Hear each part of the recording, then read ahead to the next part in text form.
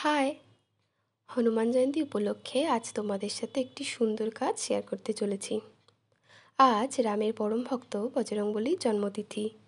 ভগবান রামকে সাহায্য করার জন্য রুদ্রের 11তম অবতার হিসাবে যার জন্ম হয়। আর আজ এই দিনটিকে স্মরণ করেই মাটির থালায় সেই রুদ্ররূপী বজরংবলীর চিত্রই অঙ্কন করে তোমাদেরকে দেখাবো। আর তার জন্যই প্রথমে যে জিনিসটির দরকার সেটি হলো মাটির থালা, তুলি, ফেব্রিক কালার। এখানে রুদ্ররূপী বজরংবলীর চিত্রাঙ্কনে কমলা আর কালো রঙটি লাগবে।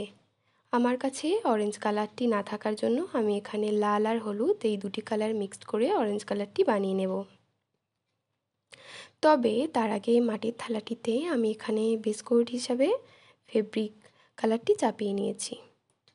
তবে এখানে অ্যাক্রিলিক কালারটি ইউজ করা যেতে পারে। অনেকের মনে হতে পারে আমি যে বললাম কালো আর কমলা কালারটি ইউজ করব, তবে সাদা কালারটি কেন ইউজ করছি? কারণ সাদা রঙের উপর যে কোনো কালার অ্যাপ্লাই করলে সেই রঙটিও খুব সুন্দরভাবে ফুটে ওঠে। যাই হোক, বেস কালারটা অ্যাপ্লাই করা হয়ে যাওয়ার পর এখানে পেন্সিল দিয়ে প্রথমে সেই রুদ্ররূপটাই অঙ্কন করেছি। পুরো ড্রয়িং ভিডিওটি এখানে শেয়ার করিনি, করলে ভিডিওটি আরও লেন্দি হতো বলে তাই পুরো আঁকাটা আগেই কমপ্লিট করে রেখে দিয়েছি। এবার তোমাদেরকে শুধু রঙটা করে দেখানোর পালা। তো এখানে কমলা কালারটা করার জন্য আগেই বলেছি হলুদ আর লাল কালারটা ইউজ করে কমলা কালারটা আমি বানিয়ে নিয়েছি। আর আমি এখানে ফার্স্ট অরেঞ্জ কালারটাই চাপিয়ে নিচ্ছি, তারপর ব্ল্যাক কালারটা চাপাবো। ব্ল্যাক কালারটা যদি আগে এবং কমলা কালারটা তারপরে চাপানো হয়, সেক্ষেত্রে কোনো জায়গায় ব্ল্যাক কালারটা ভুল করে চাপিয়ে ফেললে তার উপর কমলা কালারটা চাপালে নিচে থাকা ব্ল্যাক কালারটা ফুটে উঠতে পারে। কিন্তু সেটাকে অ্যাভয়েড করার জন্যই ফার্স্টে কমলা তারপর ব্ল্যাক কালারটা ইউজ করলাম।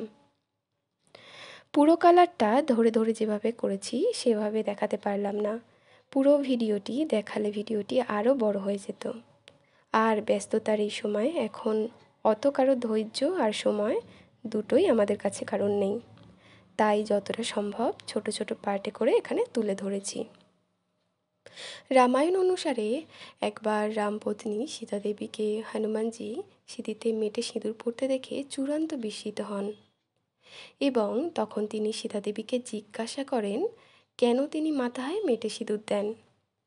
জবাবে সীতা দেবী বলেন সেই সিঁদুর তার স্বামী রামচন্দ্রের মঙ্গল ও দীর্ঘায়ুত্বের জন্য। সীতা দেবীর এই কথা শুনে রামভক্ত হনুমানের মনে হয় এবং তিনিও রামচন্দ্রের দীর্ঘায়ুত্বের জন্য পরম ভক্তিতে তার দীর্ঘায়ুত্ব কামনার জন্য সারা শরীরে মেটে সিঁদুর মেখেছিলেন।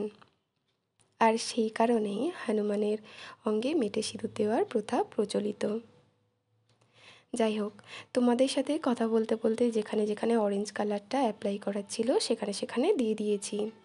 এবার যে জায়গাগুলোতে সাদা কালারটা ছেড়ে রেখে দিয়েছি ওই জায়গাগুলোতে এবার কালো রং দিয়ে পুরো কাজটা কমপ্লিট করে নেব।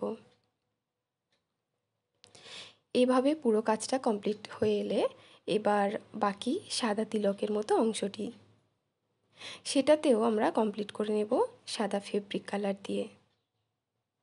এবার বাকি থালার চারপাশটুকু যেখানে সাদা রঙটি আছে। প্রথমে ভেবেছিলাম সাদা রঙটি রাখবো, কিন্তু পরে মনে হলো ওখানে হলুদ রঙটা অ্যাপ্লাই করলে বেশ ভালো ফুটবে, তো তাই হলুদ রঙটা থালার চারপাশটায় অ্যাপ্লাই করে নিয়েছি। এবার দেখে বলো তো তোমাদের কেমন লাগলো, অবশ্যই কমেন্টে জানিও কেমন লাগলো তোমাদের। তাহলে দেখা হচ্ছে নেক্সট ভিডিওতে। Thank you.